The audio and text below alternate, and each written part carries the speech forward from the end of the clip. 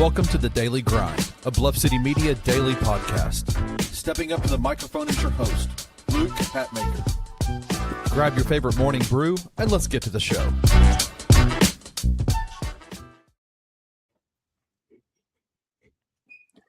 Frosty the Snowman was a jolly happy soul with a corncob pipe and a button nose and two eyes made out of coal. I don't know why I'm changing the melody. Welcome to the Daily Grind. It's because I messed the words up to Santa Claus is coming to frickin' town last week like an idiot. But I digress. Welcome to the Daily Grind, everybody. I hope you all had a very Merry Christmas. I'm your host, Luke Hatmaker. We are presented by FanDuel Sportsbook over here on the Daily Grind. It's Monday, and I don't know about you guys, but there's no better way that I like to start my week around here. And, well, I like to talk. The only better way to start my week is talking a Grizzlies win with Rusty, but I'll take talking Grizzlies with Rusty no matter what. How are you, brother?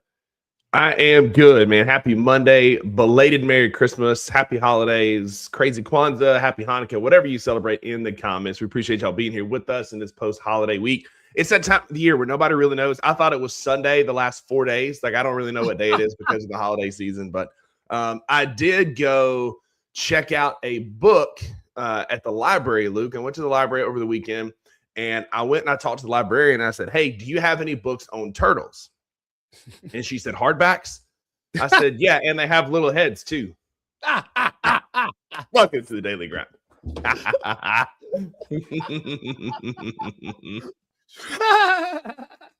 That one saw that one coming. That's a good one. Well, I don't normally see them coming, and I don't know. The fact that I saw it early made me happy. Yeah. Hardbacks. Hardbacks. Yeah, and they have little heads, too. Little tiny heads. Oh, man. Yeah. I wish I had a turtle right now. No, I don't. I got a Shelby back here. She just ran off, but I don't have a turtle. Oh, dude, turtles live to be like 1 million, which is crazy. Yeah. That's an episode for another day. Let's talk about a Grizzlies. Man, it feels weird. Let's talk about, I'm trying to think of a better way to say it. Let's talk about the second time the Grizzlies have lost to the Wizards in 8 days. How about that? When you say it like that, it seems lame. But the Grizzlies lost to the Washington Wizards 112-116 last night. We were down some guys. Yeah. I will say KCP did get hurt. The freaking calf strain thing is going around like popcorn. His was a hamstring strain. It was Josh that was out because of the sore calf.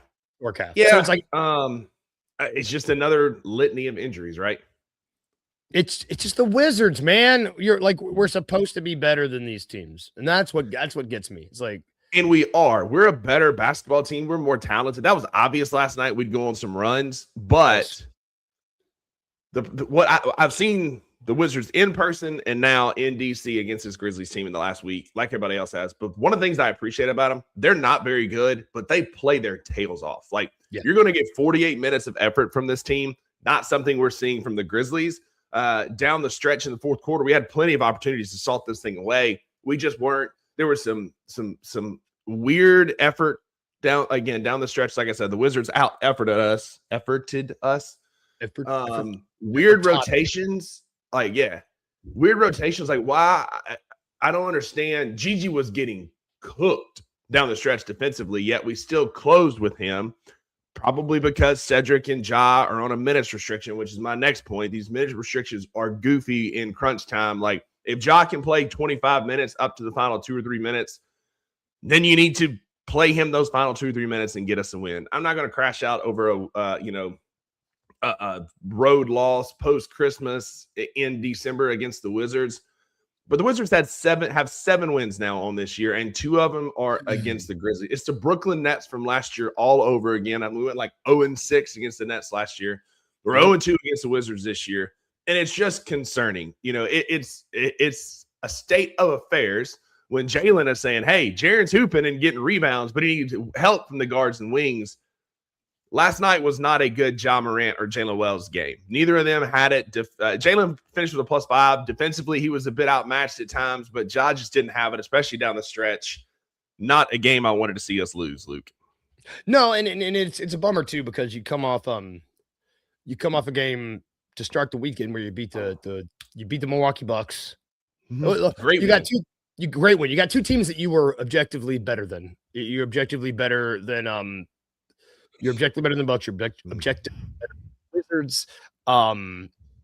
Jaws coming back in that Bucks game, great. Jaren looks great. It's just like we can't get out of our own way. It's like we do really good, and then it's like we kind of like fumble it a little bit. I mean, we don't drop the ball, but it's like bobbling it per se. And Wayno's absolutely right too. We have had a great bench unit, a bench mob, and they just once KCP went out, and a lot has been said about what KCP has done with his veteran presence off the bench since he's moved. I think they just kind of were like, I just don't know what they when Cam Spencer goes 0 of 5 from 3 and is still a +13. I think that kind of explains the bench performance as a whole. Yeah, Cam's defense has been getting better. He's been reading the clippings about him not able to play defense, and he was better last night. They essentially played 3 bench guys, the Wizards did last night, and those 3 guys outscored all 5 of our guys combined that played off the bench last night. Our bench has been super reliable all year. Just an off night for them. Again, I'm not going to crash out over it. There are things I'm concerned about. Just again, the same thing we have every year, effort. There are games where we just are asleep at the wheel, and this one felt like one of them. Again, those late game rotations, we're trying to manage these minutes restrictions, and it's just annoying. It's really annoying when you see other teams like LeBron James come back and play 41 minutes in his first game back, and he's 41 years old. And our guys are in their 20s, and we keep it's like the meme of the mom yelling at the kid in the back of the car, and she's like, be normal. And he's just like, screaming or whatever. That's the Grizzlies. Like, all we're asking is to be normal, play our best players. They're young. Let them play longer and be normal. But instead, we're trying to out-strategize and out-maneuver everybody. And it's not working, especially, and it's hard, especially when injuries are so prevalent with this team. I don't get it. I don't know what we did. I was there at that Bucks game. I watched Jock. He was moving okay during warmups, but he was only out at shoot around for like 8 minutes because we got shoot around access. Shout out to Carl Rosen, my ticket guy. But then he goes in the locker room and doesn't play. And so some of this too, Luke, goes back to just like cohesiveness. Like our guys just never, ever play together because it's always something, right? Ja comes back, Edie goes out. Edie comes back, Ja goes out. We get BC back, he goes out. Like, there's just, now KCP's out. Jock's just it's such a revolving door, and basketball is such a chemistry, cohesive sport.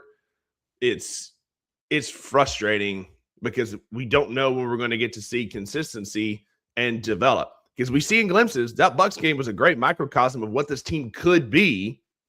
Just don't know when we're going to see it because of health. Yeah.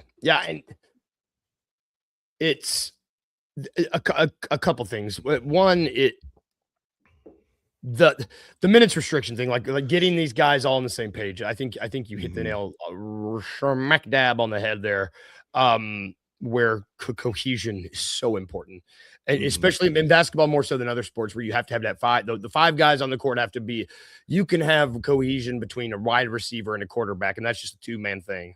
I would equate it to an O-lineman, an entire O-line, where you have to have 5 dudes all on the same page. You have to have all 5 dudes kind of locked in, and because these injuries, because these minutes restrictions, it's just not happening.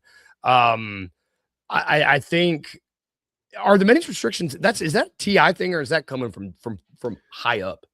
I would say it's a TI thing, but we've been doing this for years. We've been doing this for the last 3 or 4 years. This is a ZK, Jason Wexler. This is way up the food chain type thing. This is not just a TI thing. I mean, he contributes to it because he's all about minutes and hockey lines and all that kind of stuff. But this goes higher up, and this is not I'm not blaming. So don't hear what I'm not saying. I'm not blaming Zach Kleiman. No. I'm not blaming Wexler or any of these guys for the injuries. The minutes restrictions are what is a little bit goofy because you look at other franchises, we're the only ones really doing it a whole lot other than, Joel Embiid and some of these guys who have to be on minute restriction because their knees will literally explode. They can't walk. Right. But our guys are mid-20s, they should be able to play more than 25 minutes coming back from an injury. I don't understand it. And it's clearly not working because what happens? They come back, we ramp them up, they get hurt again. So like the definition of insanity is doing the same thing over and over again and expecting different results. Maybe, just maybe, let's try something a little different. Just because a little bit. In the words of Cousin Eddie, you serious, Clark? You serious, Clark? It's just not working, man.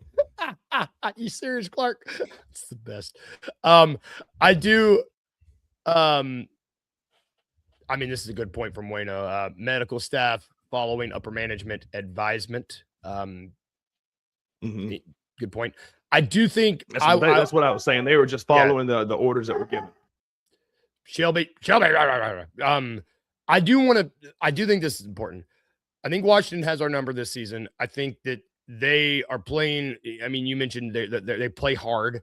I think they have taken on the identity of their vets in CJ McCollum and Chris Middleton. And you know who is on the freaking Mount Rushmore of Grizzlies killers is CJ freaking McCollum. Like if there's anybody if he's going to go to that locker room and be like, hey boys, go as I go. I got these guys, I agree with, I think this is a good, I think this is a good point by Wayno. And I just think that I don't know, like CJ, I've had to watch CJ murder so many times. If they're taking the identity of their vets, and if he's like, hey, we're murdering this team, I get it. I'm like you, not crashing out. I don't think it's worth crashing out over. No. It's not worth crashing out and losing sleep over a Washington Wizards loss, as ugly as it is, on a one-game road trip, kind of like after the holiday, all that kind of stuff. It is what it is. There are some things that we can learn from it and be better. But, this team just plays hard, and it's the antithesis of us right now because we don't play with consistent effort all the time. Not everyone have. Yeah. Right. Yes. And not everyone, and it's funny because I was in the building Friday night. If you want to talk about something fun, we could recap a little bit of that Bucks game because that was a ton of fun. I don't remember the last time I saw John Morant dive after a basketball, and he did it mid-court, laid out for a ball. We hustled. We played hard. Like, that is what we could be. Again, that Bucks game is like, this is the vision. This is what we've been working towards. Like, this is what this team could be. You get Gigi hooping. You've got Ja diving for basketballs, cooking AJ Green. They had nothing for Jaren Jackson Jr. for the vast majority of that game. So, like, it's a yin and yang here, right? Like, Friday night was awesome. Sunday, we just don't play with consistent enough effort because there was moments there, right? Like Jalen nailed it when we went on that 17-0 run. Like we had so many runs, 17-0, 12-0, 13-1. There were so many deep runs, and to still lose by 4 is mind-numbingly frustrating. And it goes back to what I was just saying about the lack of consistent effort. Yep. And that's tough. That's hard to coach that. That's tough. I mean, it's hard to coach want to. Yep. Ooh, hard to coach want to. And I love want to. This is before we I don't know if this before we get off this game, do you think the team is showing fatigue? I mean, they got a lot of players covering so many positions. I in my mind, you're a professional athlete, and we got a lot of young guys. I just don't Cedric and Jalen, and I just don't think a lot of these wings should be getting tired. Maybe that's just, and that's easy for me. I'm almost 36. It's easy for us to say, hey, why are they tired? I got tired getting out of bed this morning. But I don't know. I mean, I would. Yeah. A lot of these guys. Part of it's that. I mean, maybe a small part. I mean, it's all fatigue. They play too many games. All right, we can say that. If you want to say that, that's fine. But I don't know if it has to do with them covering so many positions. Yeah, part of it's that. Part of it's we're young and they're still trying to figure out how to be professional basketball players, right? Like you see it. Like Cedric is a rookie. Gigi is still 21. Cam, who still plays great. Jalen, they're young guys. Like they're still trying to figure out how to be professional athletes and make this thing work. And this is common in young players, right? They just run out of steam. They run out of gas, whether it's fatigue, whether it's information overload, whatever. Young players tend to not play well on the road. We see it all the time. Rookies struggle, especially towards the end of road trips. This is a road trip. Didn't play well. Fatigue's probably part of it. I'm sure if we're frustrated about injuries, dudes on this basketball team are going to be frustrated about injuries too, because they're the ones playing with them. They're the ones getting the injuries. Yeah. Like if I'm Jaren, I don't know. I God bless him, because I'm just like, man, like for the better part of 3 seasons now, he's been the only one, knock on wood, that has stayed at least relatively healthy. Yeah. And you just, it's a mash unit. Yeah. It's just a mash unit around him. And it's fatiguing for sure. Yep. It's really funny, man. Like after Jaren had that meniscus repair, and they didn't, what was it? They repaired it. They didn't replace it. Whatever, that really long comeback from whatever his meniscus thing that he had. He has been predominantly healthy since coming back from that. And I think that's awesome. Awesome. One thing, I bought my back. Koloko, is he garbage? Hey, he's a body. He's a big body. And how many games? Yeah. He's coming up. He's been 23rd. So the 23rd, 24th, 25th, 26th, 27th, 28th, 29th. So he is on his 7th day of his 10-day. Yeah. So he can play against the 76ers, and then he is probably, and I don't imagine they bring him back. Maybe they do, but I doubt it. Imagine we'll have guys coming back from injury. At that point, we'll be into the new year, but who knows? We should have some news on Edey by then, and I think that'll go a long way. Listen, Koloko, I made the mistake of telling Kenny yesterday that I kind of liked watching what he's been doing, because against the Bucks, like especially seeing it in person, you wouldn't see a lot of it in the stat sheet, but a lot of people made business decisions when he was at the rim, like as far as kicking the ball out and not attacking, because he is a good rim protector. Like guys made business decisions around him, so like he can influence a game purely by his defensive mindset and the way he plays defense. But we don't need him on offense. Like when he missed that dunk, he missed some layups, like he misses bunnies. He is a terrible offensive player. Again, we need warm bodies, like Wayno said. He's been a good defender, rim defender. But if we're banking on Christian Koloko to go out and get us buckets, we ain't gonna be nobody. No. Nobody. And hopefully we don't have to, because it's like you said, and I'm glad to hear you say that, because I know plus minus isn't everything, but I like it. I got my glasses on now because I'm out of contact. So I'm a little number cruncher over here. I like plus minus, and he has been even when he scored 4 points in the Bucks game. And like you said, he was a plus 23. Again, we were behind. We got great seats. Jalen, he'll be a great coach. Yeah. Shout out Jalen. We had great seats in section 101 behind one of the goals. Yeah. And you could see it. Like people would drive in and Koloko would come over to help, and AJ Green would dribble out or kick out, or Ryan Rollins would kick out. The Miles Turner, who is soft, who didn't pass the ball moving around. I was not impressed with Miles Turner at all. And Kuzma, man, there were dudes that were clamoring to get Kuzma on this team. Kuzma is so ass that if you told him to haul buns, he'd have to make 2 trips. That's how ass he is. Anyway. Koloko did a good job of protecting the paint and protecting the rim. And you know what? If that's what he does for 10 days, I'll take it. Absolutely. We talked way too much about the Wizards. I don't know what we're doing. I tried to divert back to the good old days on Friday against the Bucks. I brought it back. It was me. I was like, I want to talk about Koloko, and you're like, Luke, no, let's get off this, please.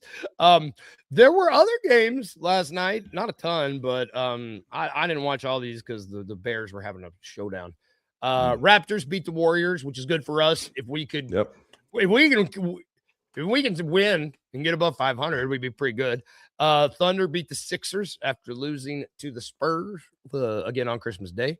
Trailblazers beat the Celtics. Clippers beat the Pistons, and they are now on a 5-game winning streak. And Kawhi, was it a career high, 55 points? Had he never had 55 points before? It's wild. 55 points is wild. And I would have swore he had a 58 or something, 60-point game in there. But 55, that's what they said, yeah. And they needed all of them. They did need all of them, man. And Maybe I don't think that we both like this Pistons team. I don't think that's anything to worry about. And the Lakers beat the Kings. They outscored them by 10 in the fourth quarter. Again, it took the Pistons were fine. It just took everything. It took all 55 points from Kawhi. It's one of those games where it's like you chalk it up. Like their best guy had his best stuff, and that's what that is. Yeah, and nothing more than that. And that's I don't know. You got. Hey, can I say one more thing about the Grizzlies? Absolutely. Sorry, just look at like the way this season started, and we had that stretch. We were like 0-8 in that 10 game. Like we just had that like 6 or 8 game losing streak, and things were going so poorly. We had a chance to be at 500, right, going into the new year. The fact that we're 2 games below 500 after the abysmal start that we had, I think everybody will take. We'll just take a deep breath and realize like what we've overcome to get here. Like this team, it is scrapping. Effort is still inconsistent. Injuries are still beating us to sleep. But I'll take 2 games under 500 heading into 2026, possibly 1 game if we can get the Sixers on Tuesday night after the way this season started. No question. We are having deja vu. This is a good point. But this is a good, we're going to, before we take a break, we're going to make this positive poly time. Mm-hmm. You are absolutely right. Like when the injury report is giving us deja vu of the year where we won 20 games, it's comparable, and we're sitting above 500 or at 500, 2 games below 500. Mm-hmm. I round up for emphasis. I'm with you, dude. That's awesome. I will take it. And everyone else should too. Let's take a break though, because we do. We've got 1 bowl game to talk about. It's time to go bowling. And I've got a special bowl game that I want to talk about later because it's Mondays for Lasagna. That is the best thing that's ever happened to the planet. But we will not talk. Oh my God. We'll talk about it. Yeah, we'll talk about it. We'll talk about it at the end. But we're going to take a really quick break and we will be right back.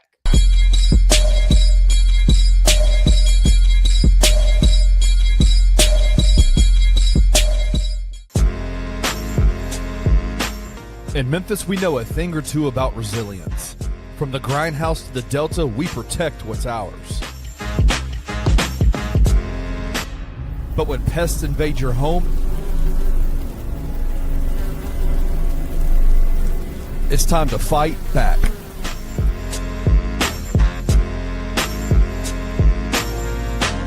Grade A Pest knows how to handle what crawls, flies, and bites. With local experience and guaranteed results. I'm Reggie with Grade A Pest Control.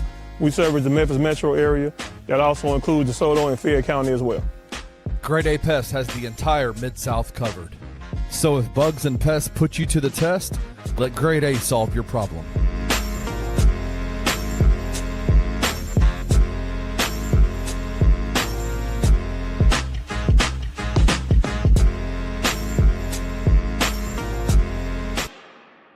Hey, Atlanta's gonna move off of Trae Young, ain't it, man? You asked me the other day, would I trade straight up Ja for Trey? Would you? No. Would you? Hey, this is my show, man. I ask y'all the questions, man. I don't get into that type of stuff. Trey going to get traded by next year. I think they've been wanting to trade him. But yeah, nobody wants him. He's apparently him, Ja, and LaMelo Ball have negative value. Negative trade value. You got to trade them for each other, man. It ain't many dudes in the NBA that I hate more than Trae Young. Like that dude, that dude's whole basketball aesthetic is just. How would the narrative change if he came over to your team though? I'd be all in. I've said this a lot, man. I don't like Ja because he's cool. I like Ja because he played for the Grizzlies. I wouldn't be a Ja fan if he didn't play for us. I would look at Ja probably not totally, but a lot of stuff that people say about Ja, I would probably feel the same way if he didn't play for us. The way I feel about LaMelo is probably how I would feel about Ja if Ja right, wasn't on our team. You know what I'm saying? I would look at Ja the same way I look at LaMelo Ball, like for real. Tune in to the Anthony Sain Show Monday through Fridays at 1 p.m. live on the Bluff City Media YouTube channel.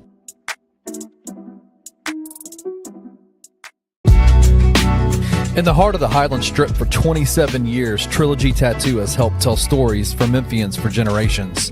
Located at 530 South Highland, Richie and his team are waiting to help you tell yours. From tattoos to piercings, your body art should be as unique as you are. Voted a Memphis Flyer top 3 tattoo shop in the city of Memphis since day one. Your story will be safe here at Trilogy Tattoo. Open 7 days a week, Monday through Saturday, 11 to 11, and 3 to 11 on Sundays. They have convenient times waiting on you. Let Trilogy Tattoo help you tell your story.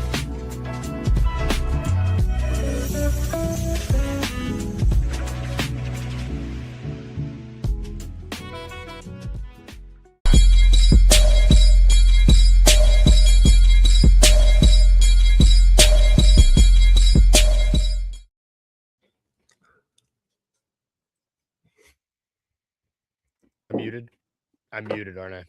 No, I'm not. Now you're back. Aha! Take that, internet. Still got it. Still Welcome got back to the Daily Grind. We are proudly sponsored by a bunch of folks, if you could not tell by that wonderful commercial. Let's start with Trilogy Tattoo. They're great.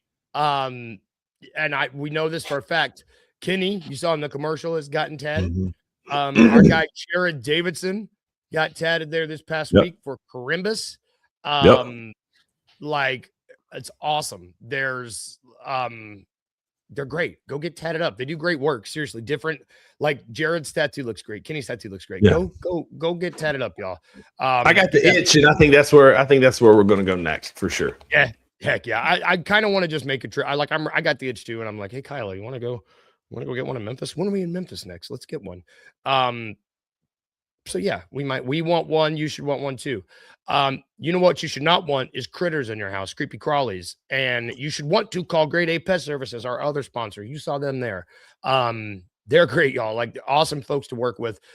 Nobody likes having that crap in their house. If you are dealing with it, call them. They'll get it out. You want Shelby in your house. You don't want critters, other critters. She's a good Shelby's great. Critters not. Critters not. We are also sponsored by Mugshots Grill and Bar. They're great. If they've got a great burger, if you're around town and you're hungry, go there, get foods. We are brought to you by Grind City Brewing. We have a college football live game day show there this Friday. No, Friday. What day is it? Details still coming out. Stay tuned. Working through that, but details still coming out about that. So stay tuned for that. And last but not least, we are presented by FanDuel Sportsbook, which we're going to be heading over there right now because it's our favorite time of year. It's time to go bowling. I don't know why I'm singing the song. I just got strong, like, Wii bowling vibes from that song. Oh, so I got really excited. You know, because they had that little, like, little song or whatever. Yeah. Oh, Wii bowling, man. I just, memories. Shout out Wii bowling. I would dominate some Wii tennis, Wii bowling, home run Wii derby, golf. Oh my golf, God. so much boxing. Great. Yeah. Oh, boxing. I forgot about boxing. Yeah. Shout out Wii Sports. Bring them back. But I digress. It's time to go regular bowling. Well, it's bowl game season. There is the Birmingham Bowl is today. It is who sponsors this one? The J-Lab. The J-Lab Birmingham Bowl. We got Georgia Southern versus App State. Georgia Southern is the heavy favorite here. They are minus 330. This line has changed as it was. The spread's even moved. I mean, like it is moving toward Georgia Southern's moving their way. Minus 330. It's the money line. Plus 265 for App State if you want to bet the underdog. 8.5 point spread. 59.5 over under. What do you think, man? Two scrappy, run-heavy teams. This matchup happened earlier in the year. Georgia Southern won 25-23 at App State. Quite possibly the most beautiful campus in this great country. I like these two teams. They're two, like, scrappy, run-heavy, hard-nosed teams that you don't really want to play as a G5 because there's always, like, we've seen App State go win at Michigan and at Texas A&M. Like, Georgia Southern has beat some folks these last few years. I like, for a little small side, like a little side quest of a bowl game. Great. This one could be really fun. The over-under set at 59.5. Like, this one could get wacky. It's a Sun Belt matchup, two conference foes. Georgia Southern beat them by 2. It's weird that this line is so big. It's almost like they're asking me to take App State to cover. I like I think I might like App State here. It's probably the kiss of death, but I think I would take App State to cover, possibly on the money line. They lost by 2 at home to this team earlier this year. Why not? I'm with you, man. I like this too. These are two distinctly Southern teams, which I really appreciate. But yeah, I mean, 265 feels a lot for a team that only lost by 2, like you said. And Wayno, it is not gastro versus apple chain. That is a stomach issue that people deal with over here. Yeah, that is gastro versus Applebee's chain restaurants, and that's a common battle here in the American Mid-South. Pronounced Crapplebee's for some people. I'm sorry, Applebee's. If you want to sponsor the show, please do. That was a drive-by. You may not have a triple dipper like Chili's, but I'll find something. Thank you. There. That's my thing. I bleed Chili's, so I can't really. No, man. I can't. Really Chili's is like Chili's is the spot, man. I got painted into a Chili's for Christmas, which we'll talk about here in a few minutes. It's amazing. You know what is not amazing? I don't know. It's not amazing. We got another bowl game tonight. Not a bowl game, an NFL game. After an amazing game yesterday. That's what I was trying to say, because the game last night was great. I don't foresee this game being as good. You got the LA Rams at the Atlanta Falcons. The Rams are favored minus 370. 7.5 point spread. I mean, that's pretty. You're getting a touchdown and a half, and it's a home game. Teams, two different teams, two different directions. Yes, that they're heading for sure. Good point. And you got a lot of people are speculating. A lot of people sound like a goober. Many people say. I mean, obviously the Rams, a bunch of fellers. The Rams are in the conversation for best team in the NFC. Maybe in the NFL. Got a really good team. They need to win this game if they want to. They can still win the division. That's the thing. They're still in the conversation for the division and the 1 seed, which they play the Seahawks next week. So it's like, take care of business in this, which I think they will. And you should be fine. Which, like, we're gonna stay in the spirit of this because it's time for a daily dose of It's a Trap. It's a Trap. It's a Trap. Named after Admiral Akbar. Sponsored by FanDuel Sportsbook. Today, we will be going over, well, I guess I should explain the rules. For those unfamiliar, I'm going to give Rusty 3 bets. He has to tell me which one is a trap, a la Admiral Akbar. Today, we're going to be doing the Rams-Atlanta game to score 2+ touchdowns tonight. This is interesting because there's a lot of offensive firepower in this game. Even from a bad Falcons team, they can put up points. They can put up points, and then the numbers, the odds makers agree with us because there's just a lot of action here. So, which one of these is a trap to score 2+ touchdowns tonight? And these numbers have been changing all morning. I got up like these have been cool. Is it A, Puka Nacua plus 420 to score 2+ touchdowns? Is it B, Bijan Robinson plus 490 to score 2+ touchdowns?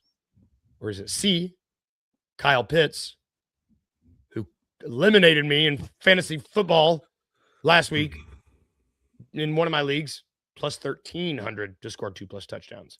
So that's Puka Nacua plus 420, Bijan Robinson plus 490, or Kyle Pitts plus 1,300. I would say that Bijan would be the odds-on favorite just because he's a running back and like can get some vulture touchdowns. But Puka Nacua is a touchdown merchant. Like that's all that dude does is score touchdowns. Yep. I hate Kyle Pitts. I am anti-Kyle Pitts. I've been anti-Kyle Pitts his entire career. I never drafted him, but I make fun of those who do draft him in fantasy football because he's going to wreck your season. Because what's going to happen, Luke, is he's going to have a terrible season, but there's going to be one game where he's like, I am that dude. And he's going to have like 3 touchdowns, $190 on 7 catches, and he's going to give everybody hope, and he'll get drafted next year. Not by your boy because I'm smarter than that. So I'm taking Kyle Pitts as a trap out of principle. I knew you was good people. You're absolutely right. I thought I could get you. I thought I could get you. But no, you're right. Stick with your freaking convictions because you're right, man. Puka, F him, dude. I hate that guy. Puka Nacua is favored plus 420. Bijan's plus 490. These were a little closer last night, so I don't know. They're still sticking there. Drake London is plus 1,300. Kyle Pitts is a little bit higher, plus 1,900. I still hate him. Even though I saw him get 2 touchdowns last week before that, I hate him.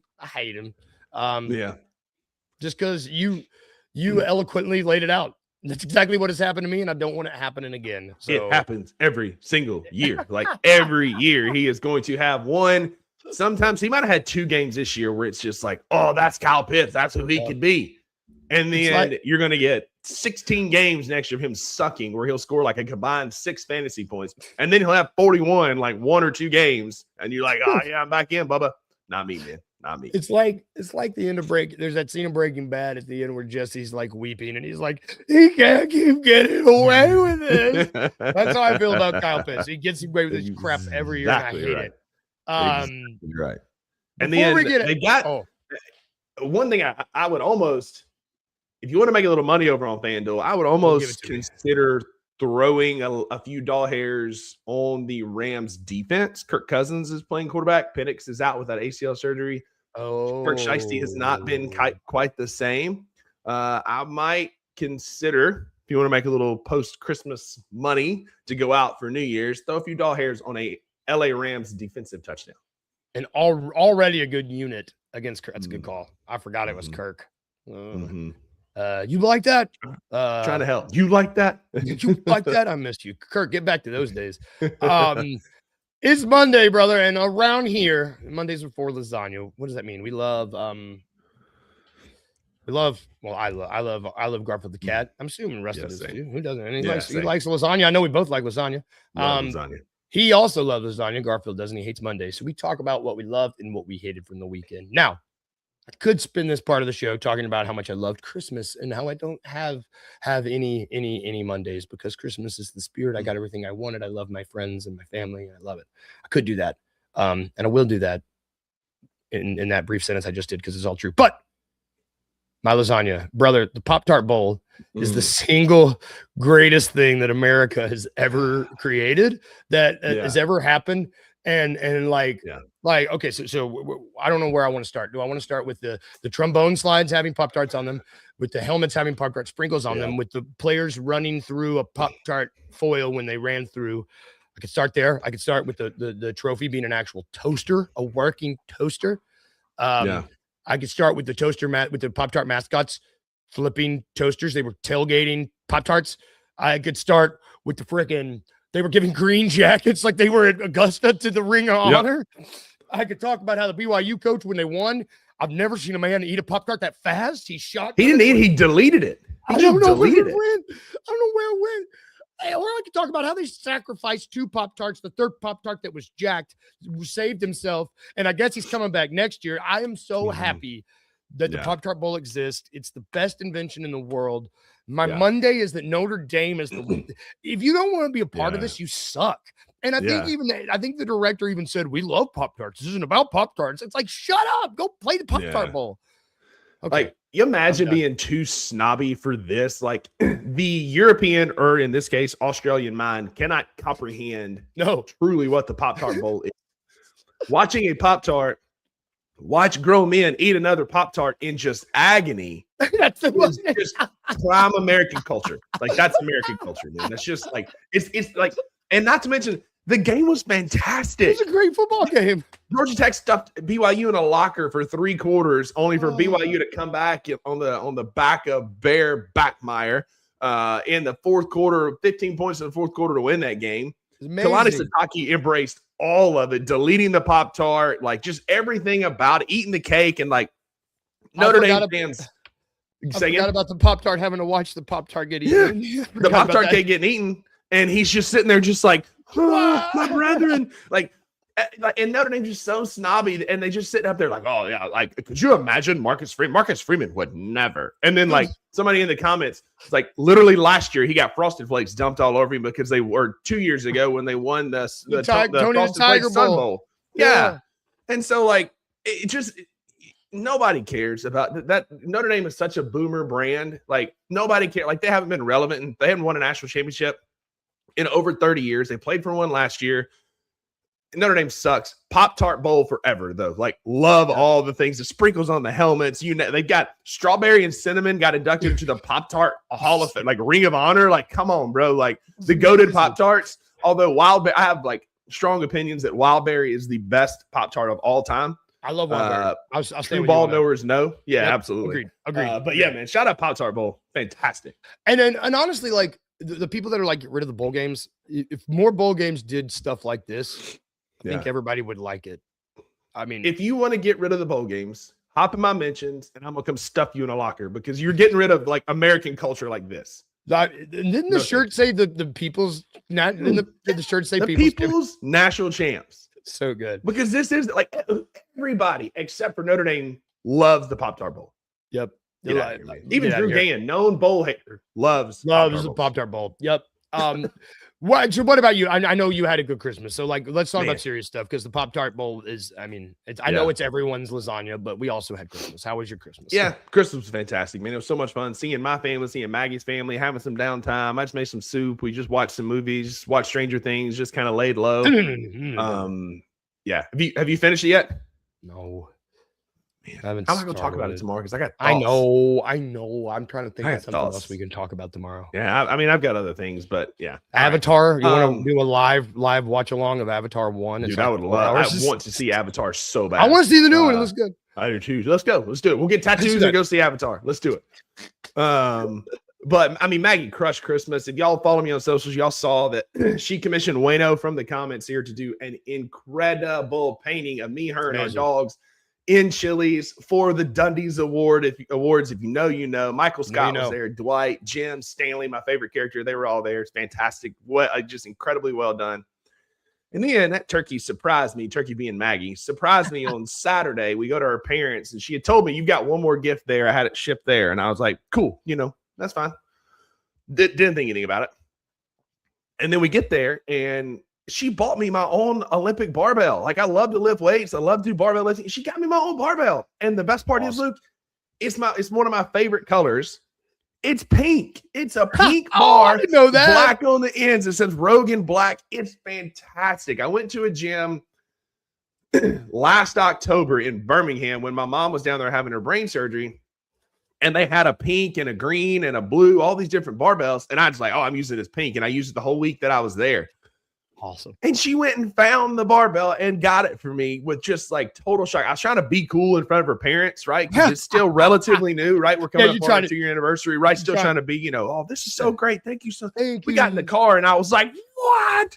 You got me a bar? Like, I was so excited. She crushed Christmas. Like, as always, she's such a thoughtful gift giver and she crushed it. It was an awesome Christmas. The Monday, if there is one, is I've been dealing with this crud for like a week. It kept me up most of the night last night. I woke up at 12:45 and 3:45. My nose made out of concrete. So I just can't kick it for some reason, whatever reason. So anyway, other than that, been a great Christmas, great week of festivities for sure.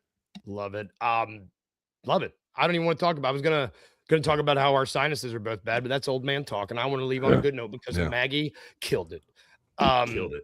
As always. Everybody killed it. That's always, That's going to do it for our show today, everybody. Thank you, everybody, for hanging out. The comments were popping today, y'all. Thank you for joining us on your Monday. A little bit of housekeeping. We are only going to be having shows Monday, Tuesday, and Wednesday today. We will be going live all day, so stay tuned. You'll have Daily Grind start your day. You will have $2 at 11. You'll have the Anthony Saint Show at 1. We'll also have, I believe, No Bluffing will be tonight. We got Night Court. We got On Beat BCM. We got Tigers Live with Francis Carlotta. We got Tigers Untapped. We've got the 901 Soccer Podcast. We've got On the Bluff with On the Bluff. Am I missing one? I feel like and post-game bounces after every game. Yeah. So tune in. We got everything for you. And thank you to our sponsors. Thank you, FanDuel. Thank you, Trilogy Tattoo. Thank you, Grade A Pest Services, Mugshots Grill and Bar, Grind City Brewing. Thank you. We will have details about the watch party there this week. Thank you, Pop-Tart Bowl, for existing. And if we can leave you with anything today, anything at all, like we do, it's important. Remember 2 things. 1, be a little weird. And 2, remember to smile, guys. A big smile. Bye, everybody. Have a good day. Thank you for listening to The Daily Grind. If you enjoyed this episode, leave a rating and a review wherever you download your podcasts. Also, like and subscribe to Bluff City Media's YouTube page. We'll see you back here next time.